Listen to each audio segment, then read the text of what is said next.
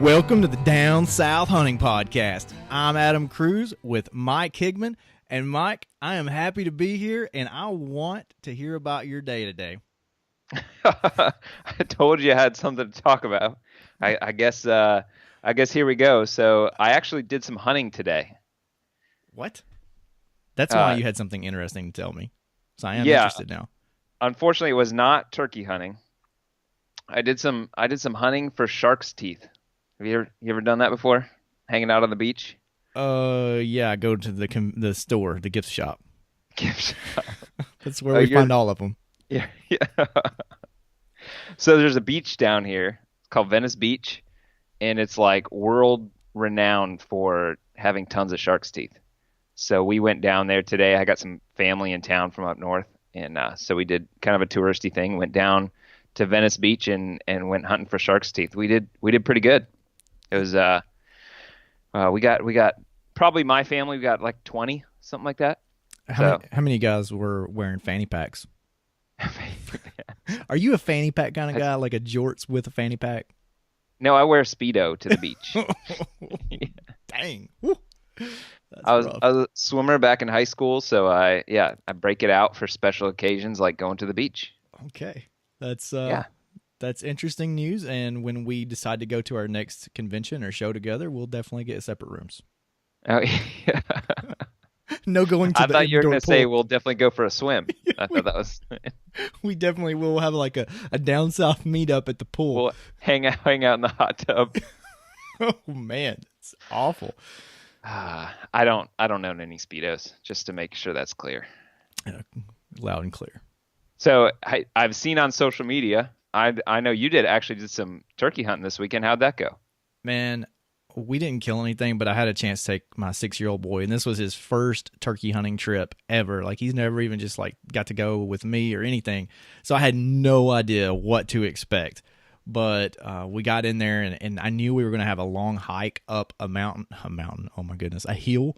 I would say it's probably like a 300-foot elevation Tennessee gain. mountain. It's a Tennessee mountain, which I know like 300 feet in elevation gain is not crazy, but there were like some really steep spots, and we probably put in like 4 miles altogether during the day. And man, he was just a trooper, and I was really worried and concerned. Those little legs, he might not be able to make it, but he was super quiet. He was super good. We got up there on top of this hill right before daylight, right where we wanted to be. Daylight's coming. And I'm thinking, I've never turkey hunted this spot before. It's a brand new spot for me. So my main goal was just to get as high as possible so I could hear turkeys gobbling. Sure enough, let out an owl hoot. Boom. One gobbles probably 200 yards away. About 3 minutes later, another one gobbles about 300 yards away behind me in the opposite direction. So feeling really, really good about my chances. It was raining all that night. We were where I went to locate was right off of a field's edge, so I felt like I was in the perfect situation. Went ahead, threw a decoy out there. There was no way this turkey was going to see me. He would be on another hillside. So set up our decoy, start calling a little bit. Absolutely no other gobbles from the roost from either bird. So I'm a little deterred. I'm like, okay, I don't know how much more he's going to enjoy this. I asked him, I said, hey, Luke, how you want to go home? You want to continue to hunt? I want to make this fun as possible for him. He was like, do we have to go home? I was like, heck no, we don't have to go home. Let's go. So we hiked up another little ridge top and got up into another field and did a couple locating calls and couldn't get anything to gobble. At this point, I'm not hitting any turkey calls yet. And it's still a brand new area for us, so I do not know what to expect. But I did deer hunt the property last year, so I had a pretty good idea where some turkeys might be. We actually went further down all the way almost to the bottom where we started, but off kind of to the east. Anyways, long story short, I went ahead and pulled out the turkey calls, hit a few loud cuts, and man, I had 2 gobblers just sound off 200 yards away. So we start getting as close as we can to these birds, and as the closer we get, we can hear there's like obviously a bunch of hens with them. They're all henned up, and so we get out on this logging road and kind of get off into some briars where we'll be really good and hidden and concealed because there wasn't like some trees where we could basically get up against for the 2 of us. And anyways, the birds were gobbling, they were strutting, they were henned up, and we decided, okay, these birds are definitely not going to come to us. I didn't call to them very much, just gave them a couple of yelps and a couple of cuts. They cut me off, and I was done. I'm going to let them do their thing. Wasn't going to mess with them. They were actually on another property, so we couldn't get to them anyway. So I decided to back up, get back on this logging road, and go up the hill to where I think they possibly could go. And man, we get maybe 50 yards, and I see a fan, a gobbler, all blown up on the other side of this road. So we hit the ground. We got to belly crawl across the road back into some more brush and gotten hidden and everything. And anyways, start calling a little bit to this bird, and sure enough, hens just start piling towards us down this logging road. I'm thinking, oh man, they're going to like bring him right by us and give him a shot. So all excited. This Tom was huge, but he never got closer than 60 yards and went out of our lives forever. And right after that, man, it started thundering, and I was like, okay, it's time to get home, and Grandma was coming to see him anyway. So, but either way, it was much better than I ever anticipated taking a 6-year-old. He is a trooper, had a great time. I think hopefully I have me a turkey hunter on my hands. Man, that sounded awesome. Sounds like you had a great time. I felt like I fell into a Mike Higman deer story right there. He just kept going. Didn't know where it was going to go. Yes. And then he killed a hen. No. Yeah. I guess that would make it more, like one of my deer stories. A 20-minute story to explain how I shot a doe with my rifle. Your stories are good, Mike. Yeah. No, that was good, man. So, hey, I know he's been practicing. I know he's been cramming. Listen to episode 33 of the podcast. So, Shane, he did. Did you let him make some calls out there? I did. I let him hit the box call a couple of times. He's actually pretty good at hitting some yelps with some cuts following behind it. And then when we got home, and that's all I let him do, I'm like, you can yelp and you can cut. I'll just tell him that. He did that. He did really good. But when I got home, we were just sitting around eating lunch, and he pulls out the box call, and man, he starts hitting up these perfect purrs. And I'm like, whoa, where'd you learn how to do that? He just said he just figured it out. And so I'm like, all right, we're going to add some more stuff in your repertoire. But I'm proud of him. I know you've been focusing a ton on what gun and ammo and stuff to use. So what did you come up with, and how'd you figure all that out for your 6-year-old? Man, that's a good question. I ended up getting, that Mossberg 510 Mini. I got it in 20 gauge at first. And what I did was I'd get behind him and I would take some of the recoil for him. I mean, the gun was still shouldered in his shoulder, but it was just too much. So I ended up selling that gun. Went down and picked me up the same gun in the 410. And I've been reading online about how these guns could just reach out there to like at least 30 yards with some TSS shot. And so anyways, I picked up some TSS from, I think, Rogers online. Is about the only place you can find it in the 410.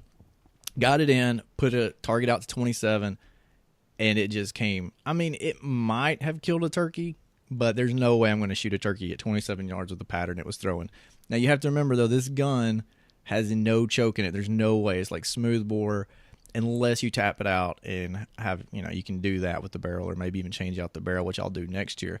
So anyways, I shot it again at 18 yards, and that's definitely killing range. I can kill a turkey. He can kill a turkey at 18 yards with that. Shot it great. I think there's a pretty funny video on our Facebook group if y'all want to check it out. After a couple of shots, he's like blowing up bottles, and the last one he shoots, and I guess it was a little too much recoil, and he drops the gun. But man, it's fun watching him and watching how happy it makes him. Yeah, it was fun watching him. About knocked him over in that video. Yeah, that was after a few shots. So if you're part of the Hunting in the South group, you could have helped Adam out with his decisions here. I know he threw up a picture of the pattern, and there were some guys were able to offer some advice on some other ammo options and stuff to use. So if you're not part of the group yet, if you're on Facebook, head over, join the group. One thing is, it's not just listeners of the podcast on there. But there's a lot of guys on there who comment and participate that probably don't even listen to the podcast. So we're trying to convert them over, obviously. But anyway, if you have some hunting buddies that aren't listeners to podcasts yet, send them over to the group too, and so we can talk Southern hunting on there. Speaking of the group, we're working on some giveaways. You want to talk about that a little bit? We're working on some giveaways. That's about all you're going to get to know. We can't spill the beans yet. We got to wait till they're like in the bag. Okay. We've also got some partners for the podcast we're working on as well, but we just want to wait wait till the ink's dried before we share anything along with that. We have those fish on the hook. Yeah, but join the group so you can be part of those giveaways we're going to be doing going forward. Of course, we'll let you know about them on the podcast as well. Hey, I got one other question about your hunt with your son too this weekend. Yeah, go for it. What kind of snack game are you bringing there? What are you packing for snacks? You got a half a day hunt on him. You must have had some good stuff. We ate Pop-Tarts in the truck on the way there, and Nice. then just oranges. Sounds pretty boring, but it's just oranges and water. Man, I know. And he still stayed out that long. Look, despite your failures as a father. I've got way too many failures as a father when it comes to bringing my kids into hunting, and that's definitely one of them. But this kid is locked and loaded. You just pack some carrot sticks and broccoli next time. That's what his mom would want me to pack. Yes. Which is exactly why you should pack the opposite. Little Debbie's. Mm-hmm. Yes. Next time. That's really who we need as a sponsor. If any of our listeners out there have the hookup with Little Debbie, let's get a. I really want some Little Debbie giveaways. We're really shooting for Little Debbie and Piggly Wiggly, or Bojangles. That's the three big ones. What you say? I think we got the market cornered for those companies. The Dollar General's in the town, close to the town I live in. I got some hookups there. Okay. The big DG. I'm not. Well, they do have a lot of snacks in Dollar General, so maybe we can go with that angle. Discounted snacks. Anyway, yes.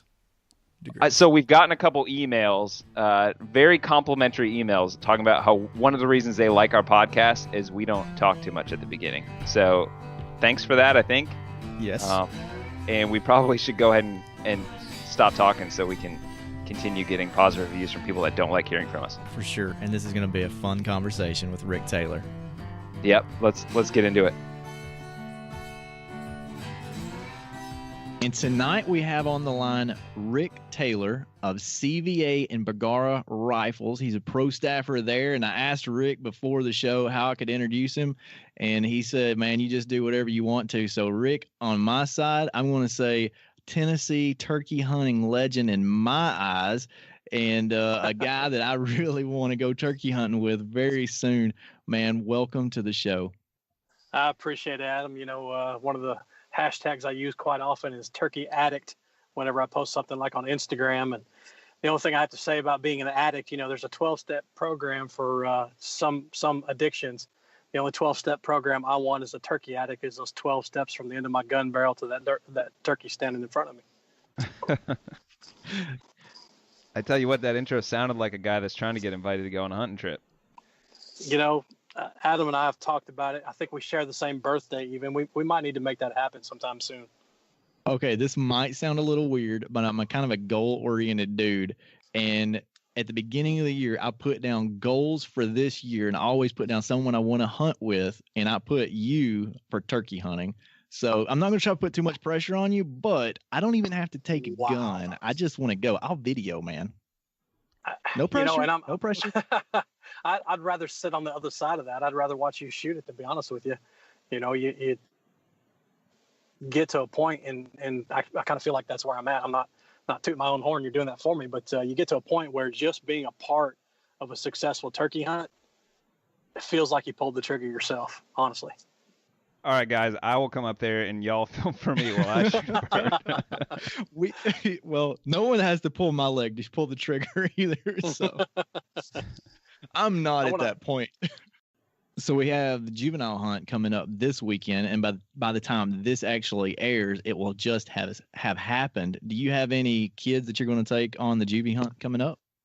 It's kind of up in the air right now. Tony Smotherman, who you've had on the show there before, Traveling Hunter, he and I are actually going to the Bergara/CVA headquarters. We'll be down there Monday and Tuesday of next week, but we're hoping to slip down there Friday night and possibly get in a turkey hunt with Dakota, one of the guys down there at the office. Saturday and Sundays. Saturday's their opener in Georgia. So if that happens, I'll be in Georgia hunting. If not, I've got my 10-year-old daughter who she's successfully killed 2 longbeards in 3 seasons. So we'll see if we can get her on a bird if I'm not in Georgia. Now, this isn't exactly the topic that I wanted to discuss tonight, but I think it's a good place to start. you have a couple of kids that turkey hunt, right? Actually, I have 4 kids. My oldest daughter is 19. She killed her first turkey when she was 10. She killed her turkey that morning with Jerry Peterson of Woodswise Game Calls. And that afternoon, I took my son, who was about a year and a half younger than her at the time, so I guess he was about 8.5. He killed his first turkey that afternoon. And then got a 14-year-old son who's killed a few birds now. Of course, my oldest son, he's 17. He's addicted to it just like his dad. And then, like I said, my 10-year-old daughter, she's going into, I guess this will be her 3rd season of turkey hunting, and has been successful. This is actually her 4th, so she's been successful 2 out of the last 3 years. So we didn't get to get out as much as we wanted to last year, but we're going to make it happen sometime this year, whether it's this weekend or not. So one thing I think is interesting you're talking about here is you've got multiple kids that continue to turkey hunt. So you've successfully introduced them into turkey hunting, and they keep going, even if that's just with you. If you could give the moms and dads out there a little bit of advice on taking kids turkey hunting and keeping it fun and entertaining, could you just maybe help them out right now? Man, the one big word that's just like a flashing neon sign is patience. Don't expect it to happen the first time out, and don't put all the pressure on your kid to make it happen. You know, bring an iPad along, or you know, cell phones these days. You can put all kinds of games, videos, whatever. You know, plug some earphones in their ears, pop up a pop-up blind, a ground blind. You know, make it comfortable, make it enjoyable, and make it all about them. You know, like I said, you know, for a while there, I've tried the tactics both ways. And matter of fact, my son, the first turkey he killed, we belly crawled a river bottom to get up to the edge of the field. And I'm talking, there was probably 150 turkeys in this field. It's just one of those special places. And I was able to hold up a hen decoy and make a few calls. And I pulled 3 jakes within probably 10 yards of the gun barrel. And basically what I did is just pulled him up right beside me, and when I could see those turkeys coming, I pointed the gun barrel to where he needed to be facing when I said, pull the trigger. And I dropped the hen decoy. Turkey was right there, and he killed it. You know, that doesn't happen with your average 8-year-old, but, you know, there's so many different ways to get a kid out there. And, you know, it's going to be based on how much time those kids have spent in the woods and you know, cutting a trail with you, or you know, scouting or whatever. So, you know, my 8-year-old son, he's been out there with me. Literally, I went to a wild game banquet, and I took him when I was first a daddy. He was real little, and I pushed the stroller into a wild game banquet one night, just me and him. So he's been at it a long time with me. So it really, like I said, just make sure the kids are comfortable, and you know, if they get a little noisy, hey, there's always next time. So that's my biggest push, I guess, would say, just to be patient. You know, when you said there was one word, I was trying to guess in my head what that one word was going to be, and I started out with Little Debbie, and I was like, no, that's 2 words, and then I was thinking Pop-Tarts, and I was like, no, that's probably 2 words too, and I got back to Snickers, but then I guess patience is probably a little more important, but I thought it was going to be some kind of snack. You know, if I took my girlfriend a couple of years ago, her son started showing interest, and so she wanted to tag along, and, you know, first time out in the blind, had it set up, making sure everybody was comfortable. Then all of a sudden I start hearing this, and I turned to see what it was. And my goodness, she pulled out a backpack, and it had all kinds of snacks. So yeah, you know, it's not just the kids that got to have snacks. My girlfriend definitely got in the game there too. That's like turkey scratching, right? That's right. Yeah. You know, well, Adam, you may know Randall Haley. He's one of our local legends in turkey hunting in Middle Tennessee. One of the things that he actually carries in his turkey pack is a Kroger sack, and he actually uses that, and he'll make the sound kind of wadding it up, you know, like paper or whatever, and it actually references or mimics that sound of turkeys scratching in the leaves. And he said that's one of his most deadly calls that he actually carries in his pack. So there's a tip for everybody. I've never heard of that one. And yes, I stalk Randall Haley on Facebook. Sorry, Randall. You'll learn a lot from that guy. He's killed a few turkeys, I promise. I wonder if down here in Florida I could use a Publix bag instead. We don't have Kroger here. Yeah, you may have to stick with what you know around town there. Yeah. It's highfalutin. Yeah. I didn't say Trader Joe's or whatever. Whole Foods. You know what? I don't think you get a plastic bag at those places. I shop Oh, at no. Piggly Wiggly. I They don't know probably about you tackle guys. you in the parking lot. So, Rick, tell me about when you go to a new area and you're trying to roost a bird in the evening and get on him in the morning. Let's say that you are going to a public land area you've never been to. It's relatively flat, hardwoods mixed with pines. There's very few open fields. There's good access as far as dirt roads that lead to like walking trails. If you're looking at that from a high level view, what kind of things are you going to be looking for to possibly go out there and roost a bird before the season begins or before opening day? Man, you're throwing me the curveball here. So, brand new property, public land, looking for the roosting side. First thing I'm going to look for, you're saying it's mostly kind of flat, but you got a mixture of hardwoods and pines. We could give it some hills. We'll give it some hills and water. All right, that helps even more. So generally, what I'm going to look for is a pretty good break in terrain, and by break in terrain, I'm going to say, where you've got an elevated area that's going to hold some trees, and if you can find that above water, you're pretty much going to find where those turkeys are going to want to roost. They like to get above water for whatever reason. I've heard the old timers say that they like to hear their poop hit the water for some reason when they're in the tree that they're going to roost in. But new growth trees are not ideal for roosting. You want these big, heavy, parallel limb type trees, for a turkey to be able to get up as high as he can to feel comfortable, get away from predators. So that's the areas I'm going to look for, and to get in there and try to kill that turkey, going in blind on the first morning. Probably what I'm going to do is just hit those road beds that are running through there, and just get to where I feel like maybe that turkey is wanting to be. And I'm going to get within a couple hundred yards probably the first morning. I don't want to push too heavy in there because we're talking a place I've never been, so I don't want to bump them off the roost. But first morning, man, I'm gonna get where I think I feel comfortable of not pushing him, and I'm gonna listen. You learn a lot just by listening. How many turkeys are you going to hear that morning?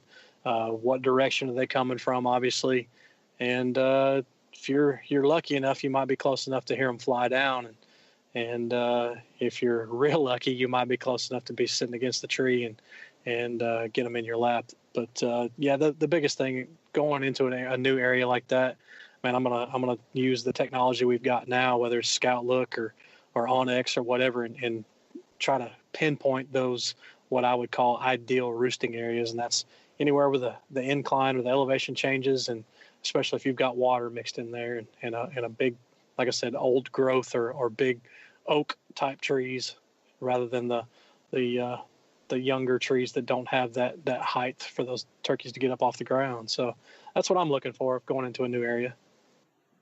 Now, with it being the early season right now, and a lot of the Southeast has already opened up turkey season, and Tennessee's opening up in a couple of weeks, what type of decoy setup will you be utilizing those first couple of weekends in Tennessee?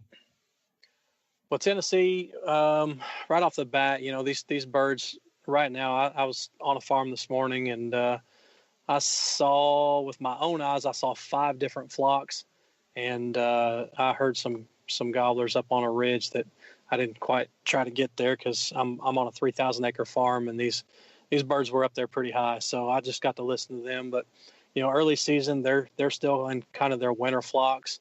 One of the flocks that I saw had 3 gobblers and it had 9 hens. The other flock had 3 gobblers and 17 hens.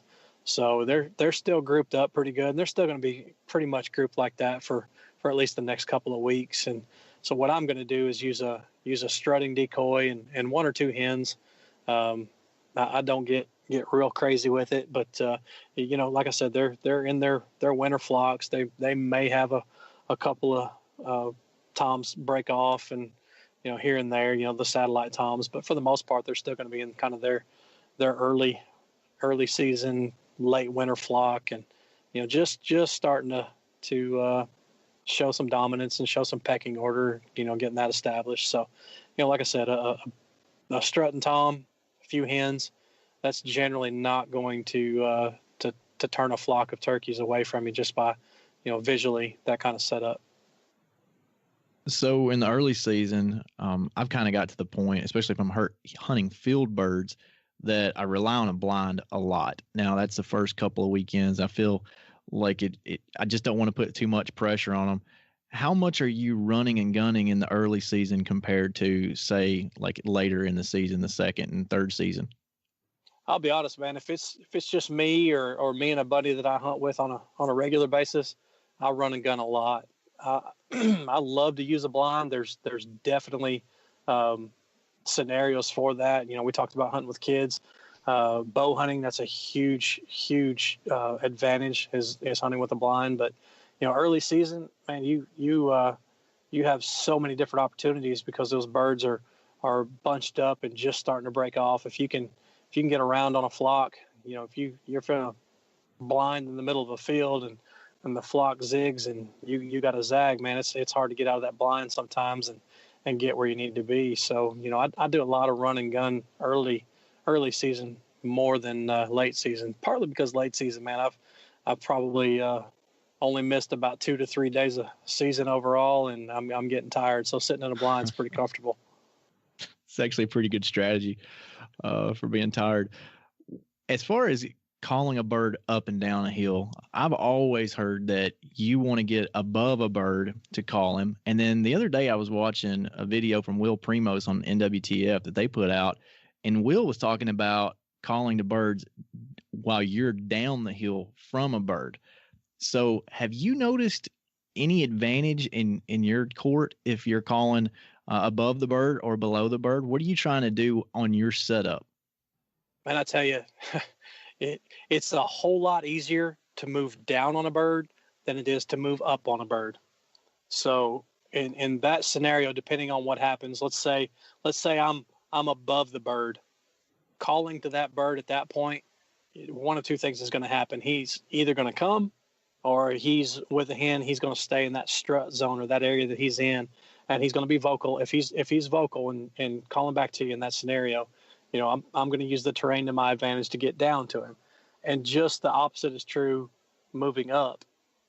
That bird, more than likely, if he's in an upper position from where you are, more than likely he's in an area where he's most comfortable because he's got the viewpoint, he's got that vantage point where he can, see what's coming from that high position. So, if you've got the advantage to the terrain and you can keep him vocal, man, just move slowly on him and hopefully get to a point where you can set up and get a shot on him. That's always been my thought too. So when I heard Will say that the other day, I was like, okay, maybe I'm missing something here. So that was one of the first questions that I wanted to get to ask you on this particular episode. And you was talking about moving in on the birds and moving slowly on them. How much importance do you place on literally being stealth quiet trying to get on a bird, and when do you really hit that stealth mode? How close do you think you need to be to a bird when you hit real stealth mode? Man, I hit that stealth mode as soon as the truck door closes, I promise. Like I said early in the podcast, I'm addicted to watching these birds die. It's just something that happens, this time of year, and whether I'm hunting alone or I'm hunting with somebody or taking somebody with me, the biggest thing you can do is move slowly, move quietly. Early in the mornings, if the birds are still on the roost and it's dark, I never turn on a flashlight. If I'm in a place that I've never been before, I may have to let the birds get to where they've flown down first before I'll move, because I want every advantage I can. That's his turf. I'm moving in on it.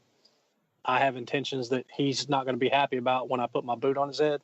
So I want every advantage I can. And, stealth, quiet, slow moving, all of that is a major role in killing these things. If you're trying to move on a bird, especially, if the perfect turkey hunt scenario happens where where he's roosted, you go in, you set your decoys, you back up against the tree, he gobbles a few times on the roost, he flies down, walks into your gun, you shoot him. those don't happen every time you go to the woods. So every advantage you can take of good woodsmanship, that's going to put more turkeys in your vest and heading back to the truck than anything else. As far as movement is concerned and how much you can really get away with, do you feel like, if you're setting up, say in a tree line back into some shadows, you're well camouflaged, bird's not going to see if you move, how much movement do you feel like you can get away with if that bird's, say, 100 yards out in the middle of a field away from you?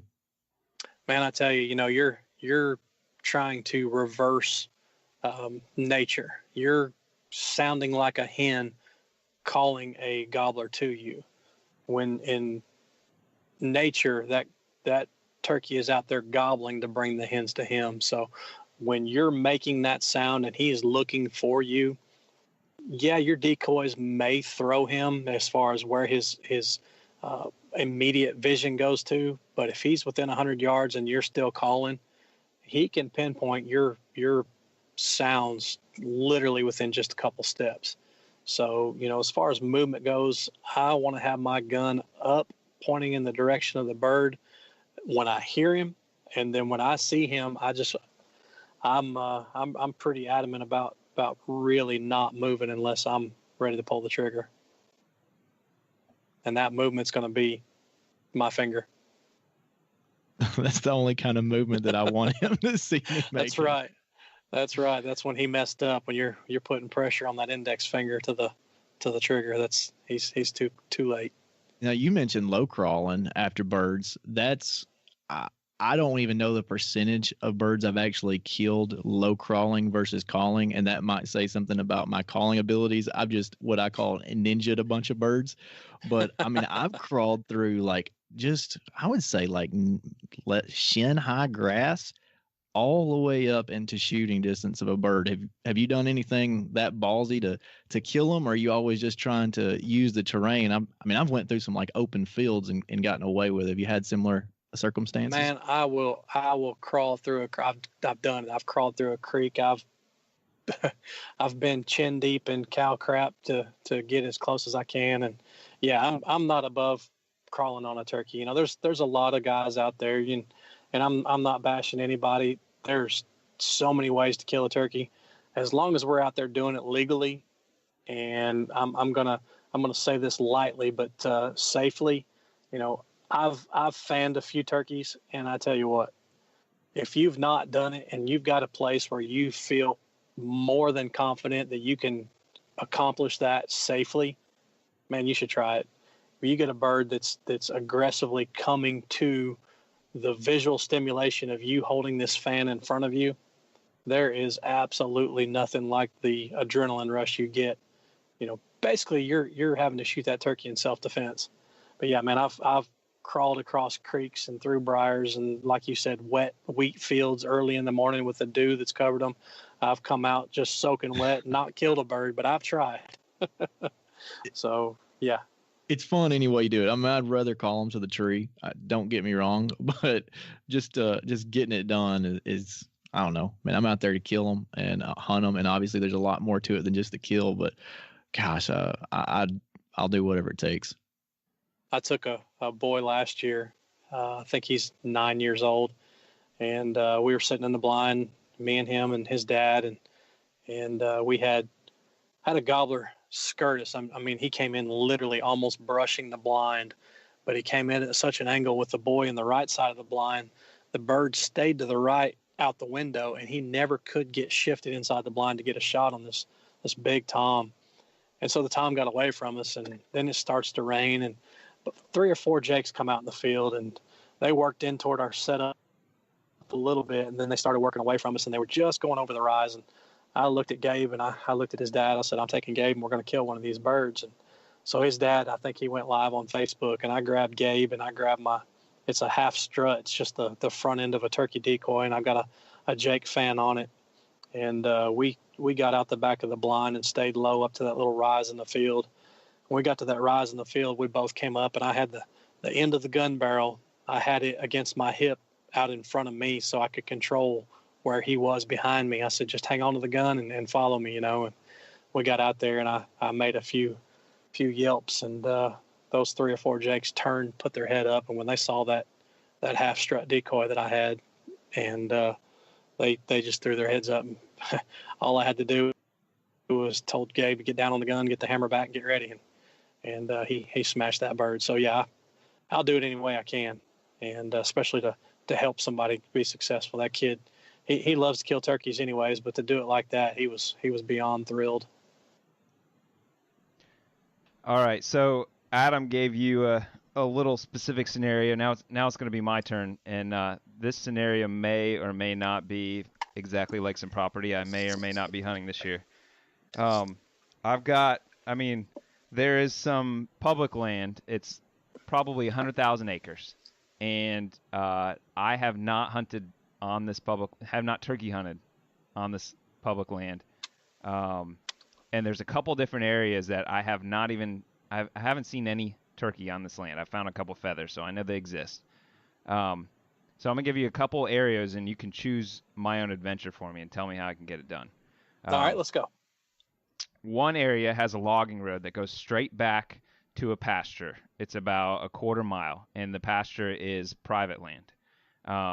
And most of this land is rows and rows and rows of pine trees. But this land drops down this area drops down from that logging road probably about 100 feet into a hardwood bottom. And it butts up. There's hardwoods that butt up to that pasture. So that's area number one. And I've hunted deer down in that hardwood bottom, seen some deer. Like I said, never seen turkey. Area number two, also logging roads that go back, and it's probably 200 yards from a creek. And interspersed into this area are some cypress swamps. Usually, I would say this time of year, probably half of them would have water in them and half of them wouldn't. And there's not really oak trees or anything, but it'd be like cypress and gum and that kind of stuff in this area. So, I could go down this logging road and hunt the edge of these cypress swamps, or I could head back down towards the creek. What sounds good to you to start out with? Well, I'll tell you, the thing that sounds good is that pasture field, but one of the things that I've really had to draw myself away from is hunting those edges. One thing that will frustrate you more than anything as a turkey hunter, especially hunting public land, is to be sitting with your back up against the tree on the public land and watch those birds pitch down into that perfectly grazed green field that's on private land, and you can't kill that bird. I tell you, I've had that scenario more times than I want to even admit to. So I'm probably, first couple times in, I'm gonna go to that little swampy area and hunt that edge. Those you're talking that area is where the water was. I'm more drawn to that for a roosting site. They're going to pitch out and they're going to find a dry spot. And, maybe during the day, hunt that hardwood bottom. Those birds will get in there. And once they've been out in the sun and kind of maybe done their pecking order and the hens start to break off for the day, they're going to get in those hardwood bottoms and scratch around, peck around. You may fire one up down in there, but probably morning scenario, I'm gonna hunt the fringe of that swamp. Is that a situation where you could catch them getting back to roost again? Like, would I catch them coming out of the hardwoods, or would they more likely be coming back off the pasture and flying right up into the roost from the pasture?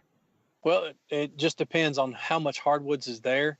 If they're roosting on the edge of that pasture area and pitching straight down into that pasture, there's a likelihood they're going to do this same exact thing in the afternoon. They're not going to roost too far away from where they started, pretty much early in the season. Now they'll change as the season changes, but if that's where they're at when they're flying down that morning, pretty much can count on them probably doing the reverse that afternoon. So if they get in the woods before they pitch up, or they get in the woods before they hit the green field in the morning, I would be on the edge of that timber before the pasture field. If that timber's on on public land, that's where I'd be. I'd be facing the inside of that woods with the pasture to my back in the mornings, and just the opposite in the afternoons.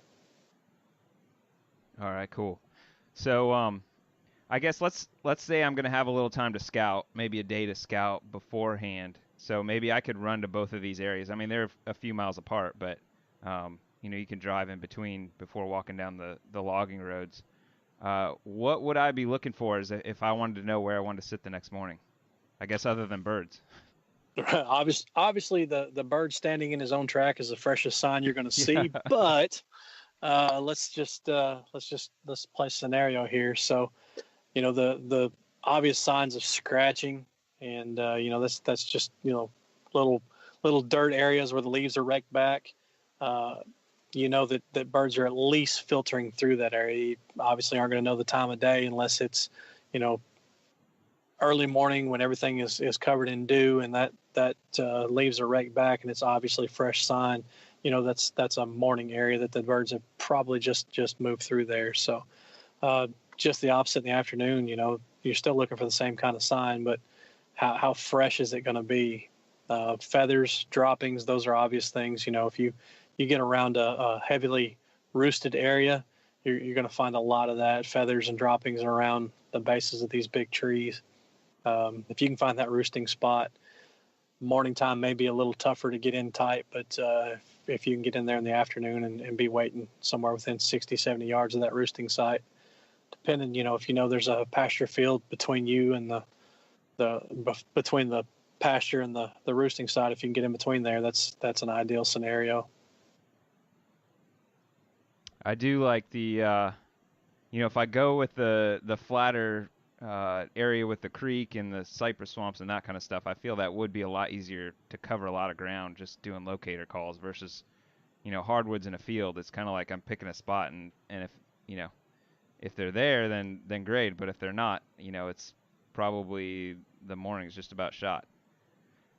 I think a lot of times we give a turkey more credit than he's due. If his feet hit the ground, which direction is he going to go? Well, probably whatever direction he's facing. You can't always tell. One day they're going to do one thing. If they roost in the same exact tree, one morning they're going to fly down and they're going to go east along the creek bank, and the next morning they're going to pitch out and they're going to go west up toward the top of the hill. We give them so much credit sometimes that a turkey is a turkey. He's gonna do his thing, and sometimes we can get lucky and pinpoint it. Other times we can coerce them into coming to calls, but man, it's a lot of times it's just the luck of the draw. You just gotta hope the scenario you've got in your mind plays out for you that morning. When are you killing the majority of your turkeys? At what time, and why do you think that is? Oh gosh, I hadn't even really put a whole lot of thought into that. If I had to really kind of pinpoint it, I'd say mid-morning has been probably my most successful times. And I think a lot of that is because, just what we said a minute ago, or what I said a minute ago there about thinking you've got a turkey figured out. When he hits the ground, he's going to go that direction. And yesterday, I saw him do that. So today I'm going to sit in between there and work that scenario and kill him today. Sometimes that just doesn't happen. So you've got to make plan B and get out and around and in front of him, or get to a scenario where he feels comfortable and you've got decoys set and you can call him in and kill him. I'd say though between probably 9 o'clock and 11 o'clock in the morning, I've probably killed more turkeys in that time of day. What if I told you you'd only kill one turkey this year off the roost, but that would be the only turkey that you'd be able to kill? Man, I just messed that up. I lost my train of thought. Okay. I'm not sure I even want to edit that one out. It was so silly. All right, so we've established he's going to kill one turkey this year. And I'm going to cry. But it's going to be one turkey. Cry. You will see me on Facebook. You'll see me on Instagram, and I will be crying if I only kill one turkey this year. Man, have you ever started saying something and just didn't know where you're going with it? Wow. Yeah. Oh, shoot. Are you saying if I only have one perfect hunt and that turkey comes off the roost into the gun? Yeah, would you rather kill that one turkey off the roost to your gun, or kill 4 turkeys right in the middle of the day? I'm going to take 4 midday turkeys, I promise you. Okay. How many states are you going to be hunting this year, Rick? If I make it to Georgia this weekend, that's definitely going to be 2. I plan on slipping up to Kentucky, so that would be 3. And there's a chance that I'm going to go to Alabama as well. So we're looking at 4 most likely. And if I can slip away and head somewhere and find a Miriam, just depending on how my work schedule is, and if I can just slip away for a few days in the middle of the week, I'm going to hit the road. Are most of those hunts on public land or private land, or how do you work that out? So Kentucky, I've got a buddy up there, and he's got some places that we can hunt. Alabama would most likely be a public land scenario. I've got some friends there, but I haven't reached out to anybody yet. Mississippi's also in the game. I thought about that. I've got an invite to go down there. Whether I make it or not, I'm not sure. But and then Georgia, again, that's kind of a deal with the CVA guys if we can make that happen down there this weekend. Have you ever traveled up north to hunt any birds, say like in Indiana? I know you're from up that way originally. Right. Yeah. So I am from northern Indiana, about 2 hours north of Indianapolis, and I moved the middle of my junior year in high school, which was 93. And in 1993, right at the end of 93, they had released turkeys into the Salamone Reservoir area, which was about 5 to 6 miles south of where I lived, and they had just released them. So I've never hunted turkeys in my home state. And up until last year, Adam, I've never killed a turkey outside the state of Tennessee. I was asking about. Go ahead. Yeah, so I was in Texas. I went to South Texas and killed a Rio. I actually killed a triple bearded Rio. My first hunt out of state, I killed a triple bearded Rio in Texas last year. Was the Rio harder, easier to kill in the eastern, or not really any difference in your mind? Well, in Texas, everything is high fence, so you're hunting a high fence turkey, right? So that makes everything so much harder. Clip the wings. Yeah, that's as funny and as dumb as it sounds, but I tell you what, those were some of the hardest turkeys. A good buddy of mine here in Middle Tennessee went with me, and we both ended up tagging a great bird. But man, we really had to work harder for it than I thought we'd have to. So, but they didn't work to calls, and we ended up, a few days learning the lay of the land and knowing where we'd heard turkeys gobble. We really had to kind of set it out and deer hunt them, which is not my favorite scenario of turkey hunting at all. But man, when you go out of state, you get drugged down on the third or fourth day, and you kind of make something happen. And so you just kind of sit and wait them out. So that's what we did. We ended up killing a couple good Rios down there. When you're going out of state like that and hunting a place for the first time, do you feel like it's better to be a good caller or being able to figure out the lay of the land with a short amount of time you've got there? What's most important? Always going to fall back on woodsmanship, man. That's, to me, that is the biggest part of actually calling yourself or considering yourself a hunter. Anybody can pick up a call or rub two pans together and make a turkey gobble, but to figure out the lay of the land and how the animals use the land, that to me is the ultimate test of woodsmanship and proving yourself as a hunter. I'm not saying that every time you gotta ambush a turkey or low crawl or belly crawl a turkey, but man, when you could combine learning what those animals are doing in their environment and then playing off of those scenarios of decoys or calling and just making it all come into a 40 to 50 yard radius of where you plant your butt against a tree, then that's to me what it's all about. How many days would you want to give yourself? So like you're going down to Alabama, possibly hunting some public land. I'm going to guess maybe you've never been there. How many days do you feel like you need get it done as far as understanding the lay of the land, finding birds, and punching a tag? I'm going to give myself going. If I make it to Alabama, that's going to be a 4-day hunt at least. It'll probably be a Friday through Monday. And probably, if I have to guess from what I understand about these Alabama birds, it's going to be Monday before I kill a bird, unless I just absolutely get lucky. They call the Alabama birds a completely different subspecies of an eastern for some reason. They just say they're so hard to kill. So maybe I can prove it wrong, but learning the lay of the land and some of that you can do. We talked about Onyx and Scout Look and Hunt Stand, these other apps that we've got access to where I can do a lot of scouting before I even leave my house. So a lot of that can be done and is being done now in preparation to go different places. But until you actually put boots on the ground, you don't know exactly what you're getting into. What are you looking for on Onyx and all those maps? What are you really trying to key in on as you pick an area? Well, the same kind of areas that I hunt here, and that's not going to happen everywhere. But I'm looking. I love hunting fields. I love hunting the hardwoods where they meet the fields. And, like I said, throw a creek in the mix of that, and you're in the prime habitat of turkeys in pretty much anywhere in the country. So that's what I'm looking at, where I can bring those three things together: water, heavy wood lots, and fields to one area. That's what I'm going to be looking for. And like I said, until you get boots on the ground and actually visually see some of these spots, you're not going to know whether it's going to pan out. But at least it gives you a good starting point once you get there. So usually during the season or every year, we all have things that we need to learn as hunters.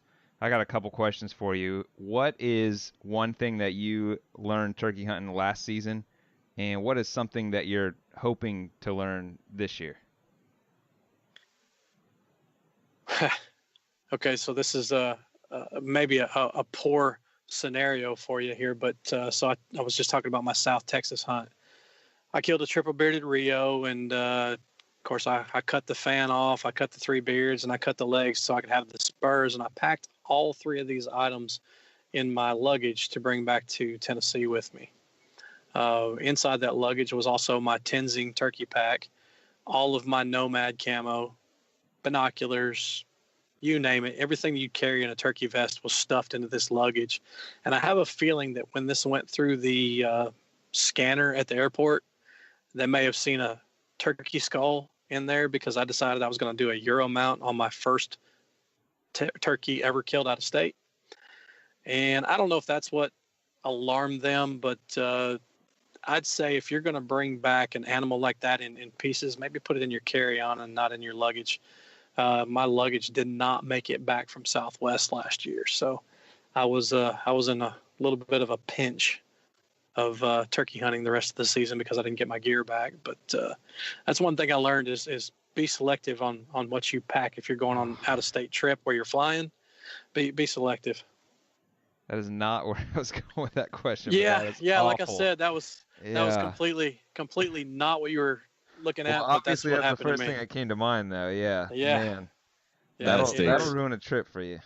I heard about $3,000 worth in one luggage, and I think they gave me about a $1,400 check. So, and you can't replace that bird. No, it's pictures and memories. That's all I've got. So, That's this year. What do I want to? Yeah, how about this year? This year, let's give us a positive note here. Be a little more positive. I don't know. I guess I want to learn a little bit more about myself and turkey hunting, and if you can be better than you were yesterday or better than you were last year, and you're always growing, whether it's as a person or as a hunter. Learn something more about yourself, whether it's patience or whether it's you've picked up a different kind of call and learned how to use it a little better, or a locator call. There's so many different types of locator calls. I cannot make an owl hoot to save my life hardly. So and until I get one that works for me, that may be may be something on my list this year that I need to add to make that part of my my turkey hunting arsenal a little bit better. Maybe learn what it feels like to tag out in 3 states this year. Hey, that'd be a perfect scenario, I promise. Yeah. So speaking of calling, what are some of your favorite go-to calling sequences and scenarios that you try to go to? I guess it really kind of depends on the situation. My favorites, you get a hot tom working, he's gobbling, but he shuts up, and he's still there. Maybe you can see him, maybe you can't, but he's still there. And then a hen fires up. I tell you, if you can get that hen fired up and you can mimic everything she's doing, one of my favorite scenarios is just being so obnoxious to that hen that you draw her in and you bring her boyfriend with her, because you're creating a fight between the two hen, between yourself as a hen, obviously, and then that hen. So that's one, to me, of one of my most favorite calling scenarios that you encounter. Obviously, sounding like a hen, getting a tom to gobble at you, and him walking in, you shooting him. That's a perfect scenario. But other than the absolute perfect, man, if you can just interact, that's part of my love of turkey hunting, is just that complete interaction.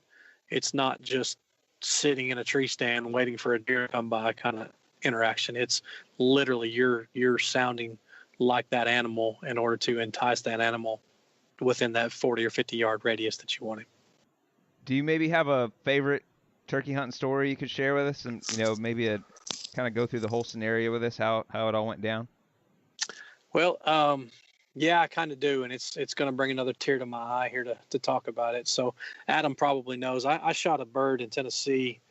I think it was 2010 or 2011. I shot a bird with my bow, and at the time that I shot this bird, it would have been number 1 in the state of Tennessee, and at the time number 7 in the world that I shot with a bow. And I shot this turkey on public land. So a good buddy of mine, Terry, he and I hunted quite a bit together, and he's got a piece of land that is across the road from a little piece of public land. He'd been seeing some birds on a regular basis in the fields off this public land, and so we decided we're going to go in there and bow hunt it. And bow hunting scenario, we're popping up a blind literally in the middle of the field where he was seeing these turkeys. So we've gone in early, set up the blind. We've got a strutting decoy, a Jake decoy, and probably 4 or 5 hens. So it's early in the season still, and these birds are pretty flocked up. Well, early that morning, we actually had 2 toms come in. Excuse me. So they skirted our decoys. They were about 35 to 40 yards, and I just, bow hunting, I'm 20 yards. I want them close. So they skirted our decoys just outside the 30, 35 yard mark, and made their way on across the field. And we sat there for probably another 30, 40 minutes and heard a bird gobbling. He was pretty far. He was literally probably 350, 400 yards across the field we were in and into another field just out of sight. We couldn't see him. Pecked at him for about an hour, and finally we saw him about, like I said, it's about 350 yards to the next field, to that tree line. And he came through that tree line. And that joker, he would strut back and forth, and he did that for a good solid 30 minutes. And so we're both sitting there just pecking away, and he's using a crystal surface slate call, and probably another 30 minutes went by. So we're 2 hours into this bird, strutting and staying out of range, but we're in a blind in the middle of the field. We do anything, he's going to see us. We didn't want to blow the hunt, so we waited him out, and this bird got to about 90 yards, and I'm looking at him with binoculars, and I looked at Terry and I said, man, I think this bird's got more than one beard. And so we just kept pecking at him, and that bird got to about 75 yards, and you could tell his whole demeanor changed. He dropped out a strut and put his head down, and he just kind of started making a beeline right toward our setup there. At 40, 45 yards, I'm still looking with my binoculars, looking at him, and I told Terry, I said, he's definitely got multiple beards. And he said, well, go ahead and get ready. And so I got my bow, and I clipped on my release onto the string. And when that bird got close, Terry started with his rangefinder ranging it for me. And he said, he's 30 yards, 25, 20, 15, 10. And when he stopped at 10, I saw him out of the corner of my eye getting his bow ready. I think he thought I got locked up or something. Oh, no. But I'm watching the bird. I knew he was going to be close, and I ended up shooting that bird at 9 steps, and I dropped him just like you'd shot him with a shotgun. I mean, he didn't flop, nothing. He literally just hit the ground, and I jumped out of the blind. I ran out there and got my foot on his head. And of course, figured out where that arrow was, because it's, things flopping a little bit there. When I finally got out to him, he did kick. And man, when I got my eyes on his beards, immediately I counted 5. Ended up later there was 6 beards, and so this, like I said, this bird he would have been number 1 in the state, number 7 in the world, and to shorten my heartbreak again here, the bird, I had him in the freezer, and as life happens, sometimes I was away from home for a while, and my wife at the time unplugged the freezer, and now all I have is pictures of him too. So that never got him scored, never got him officially measured, but he had about 48 inches of beard, and his NWTF score was 115.625. I'll never forget that number. I don't believe that great turkey hunters are born. I mean, there has to be a transition from a beginning stage of a turkey hunter to that transition of getting it done in that next level where you can go out and consistently, say, like tag out in a state like Tennessee where we have a good population, we have 4 tags. What do you believe got you to that next level of turkey hunting? Well, one thing that you shouldn't do is let folks know just how good we have it in Tennessee. That's a no-no right off the bat there. But we'll let that one slide now that the cat's out of the bag. So, yeah, definitely, man. I think back to the first season that I ever turkey hunted, and the first bird I ever killed. I can literally walk you to the tree on public land and put you right where I sat. And I killed a jake that morning. It was just a perfect hunt. Literally, he gobbled. He was on the other side of the river. He gobbled on the roost, pitched down into the yellow tops into the field in front of me, and walked into about 35 yards where I killed him. And I'll never forget that feeling. And then the same year, I hunted a farm that I'd gotten permission on, and I hunted just religiously, because there was all kinds of turkeys on this place, but I couldn't call them. They wouldn't respond. It was just one of those scenarios where I literally thought I was doing everything right, but I was doing it wrong and learning so much. Later, I find out you obviously aren't learning when you're doing it because you keep doing the same thing. But I ended up killing a bird with a 10.5-inch beard and 1.125 spurs on the last day of the season on that farm. And every year since then, knock on wood, I've tagged out in Tennessee. So, persistence, I think, is the biggest key for me. Is looking back and seeing, okay, what was I doing on that farm every day of the season that I hunted it, where I did not kill a turkey? What was I doing wrong? And using those times and reflecting on those moments and saying, okay, I'm going to do it differently next time. And what if the scenario was just slightly different? Would it have worked out there? So I'm when it comes to turkey hunting, my mind is always thinking about, okay, well, if I'd have done that just a little bit differently, or if I'd have not called so much, or called a little bit more, or not been as aggressive, either moving or been less, or been more aggressive.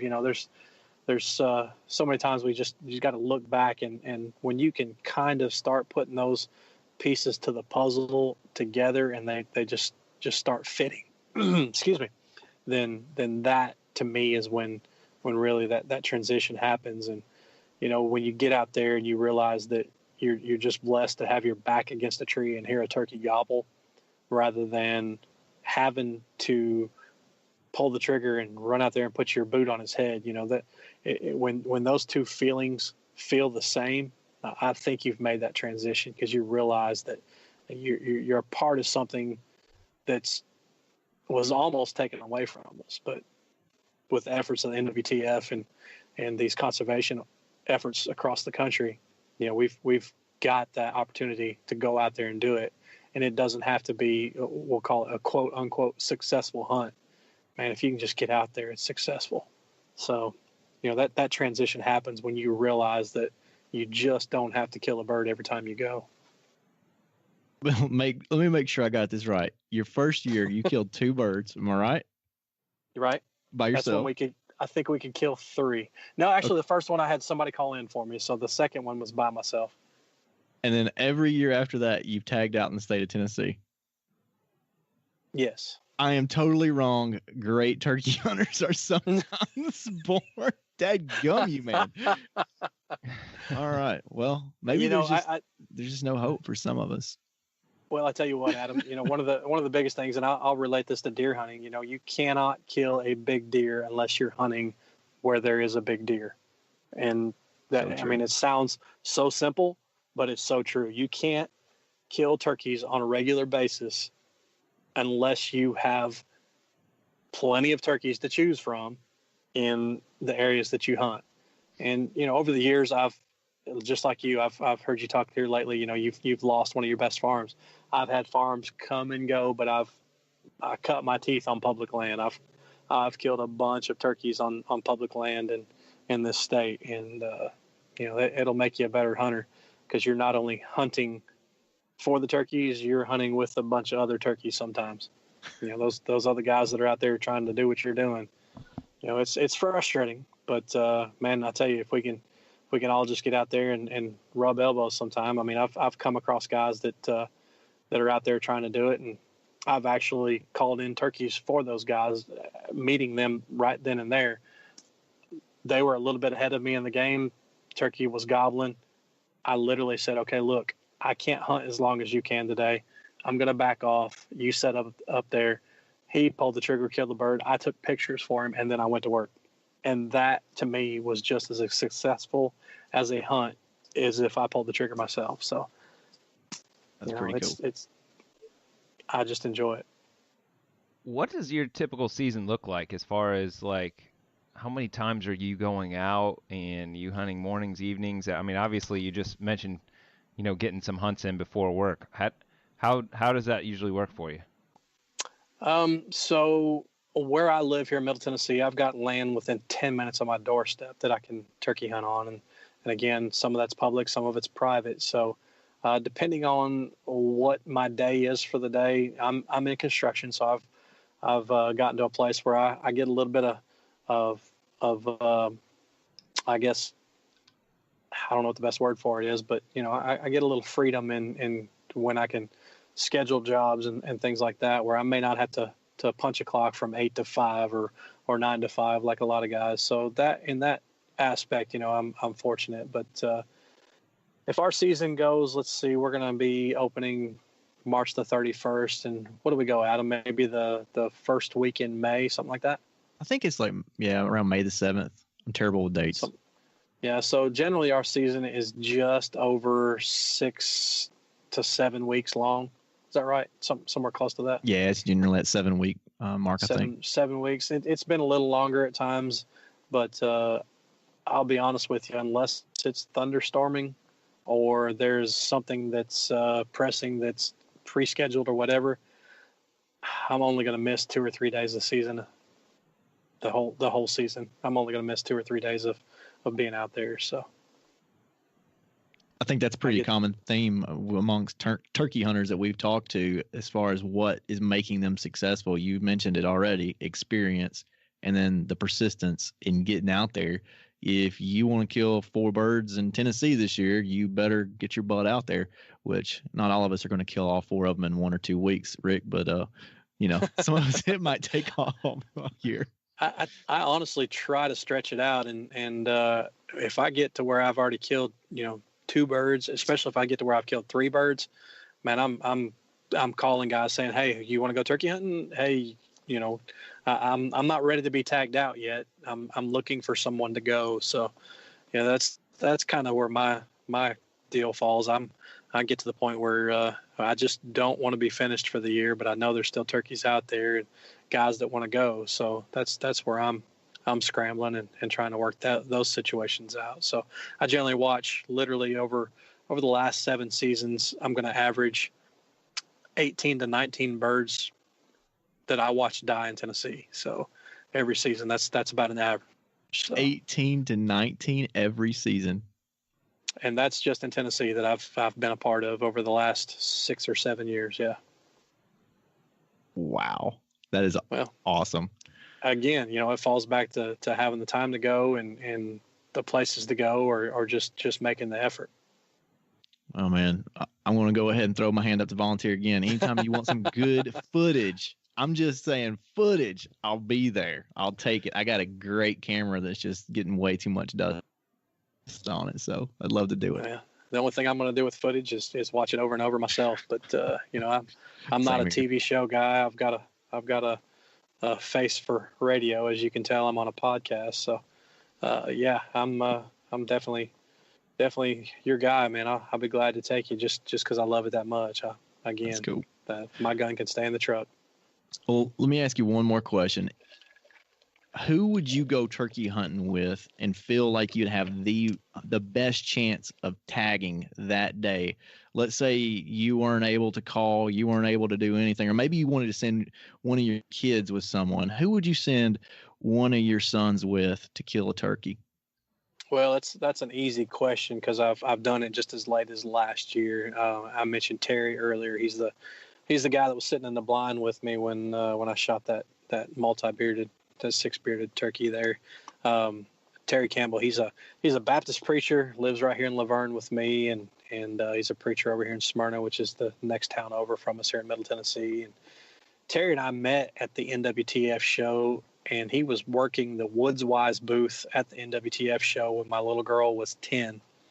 And he invited my little girl. She was buying a mouth call, her first mouth call. She was trying to buy it from him. And Terry ended up handing it to her and saying, "No, you take this." Just gave it to her and invited her when he found out that we lived, close to each other. He invited her on a turkey hunt with him that year. And she killed her first turkey with Jerry Peterson of Woodswise and my buddy Terry. And he and I have been buddies ever since. So my daughter is 19 now. So Terry and I have been turkey hunting now this will be our 10th season together. And as late as last year, I sent my son with him. I didn't have as much time to take him last year during the week as I normally would. So I got him all camoed up and gave him my gun and sent him with Terry. And he killed a great bird with Terry that morning. So that guy right there is my go-to, whether it's him shooting, me shooting, or us taking somebody. We've done it multiple times. Well, Rick, I've really enjoyed this conversation. When we started up this podcast and we had the idea for the podcast, it was around May time frame, and it was really too late to start talking turkey, but you were one of the first names that I put on the list of, hey, we have to get Rick Taylor on the phone. We got to get some great turkey info from him. So, man, I can't thank you enough for coming on the show tonight. No, I appreciate it. I mean, I know you've had Shane on here, and you had David Hawley with the Wild Turkey Report not too long ago, and those guys. I mean, those are guys that I look at, and Shane and I have hunted together here actually, and killed a bird. We were guiding another guy, so you bring in guys like that, and then to have me among the rank of those guys, I can't say how much I appreciate it. Well, can you let the listeners know where they can find you on social media? Yeah. So Instagram, I am at Tennessee Turkey Hunter, and I'm going to abbreviate that, Tennessee Turkey Hunter with no vowels, TNTRKYHNTR. So Tennessee Turkey Hunter on Instagram, and just Rick Taylor on Facebook. I do have a Tennessee Turkey Hunter Facebook page, but I don't really keep up with it. I throw a bunch of pictures on there just to keep those pictures out of my phone. But yeah, Instagram's probably the easiest way to follow somebody and see what they're doing as far as kill pictures and things like that. So. Well, thanks for coming on with us, Rick. I had a lot of fun with the conversation and certainly learned a lot too, so I appreciate it. Absolutely. Glad to be on here, guys. All right. Thanks again, Rick. Yes, sir.